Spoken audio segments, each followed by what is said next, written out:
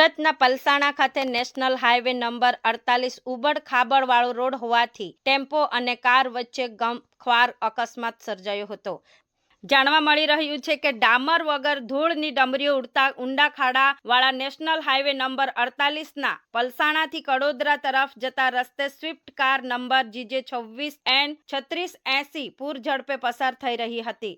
તે દરમિયાન Ashok લેલન tempo number GJ5CY0435 મહિલાઓને લઈ સામાજિક પ્રસંગમાં હાજરી આપવા માટે જઈ રહ્યો હતો અને તે દરમિયાન ઉપરોક્ત જણાવેલ નંબરની સ્વિફ્ટ કારના ચાલકે ધડાકાભેર અશોક લેલન ટેમ્પો સાથે અથડાતા ગંભીર અકસ્માત સર્જાયો હતો।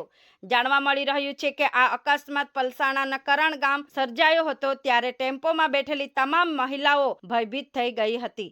જો કે કારને ઉબડ ખાબડવાળા રસ્તે પૂર ઝડપે હંકારી લાવતા કારનો અકસ્માત સર્જાયો હતો અને તે કારનો સ્પીડોમીટરનો કાંટો 60 ઉપર અટકી ગયો હતો।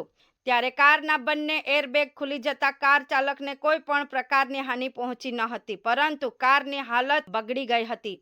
સદનસીબે કોઈને કોઈ જાનહાનિ પહોંચી ન હતી। જો કે આ અકસ્માતની જાણ પલસાણા પોલીસને થતા પોલીસ ઘટના સ્થળે પહોંચી ગઈ હતી અને જરૂરી કાર્યવાહી હાથ ધરી હતી। બ્યુરો ચીફ હેતલ મિસ્ત્રી સાથે કેમેરામેન ચેતન પ્રજાપતિ, હર હંમેશ સત્યની સાથે।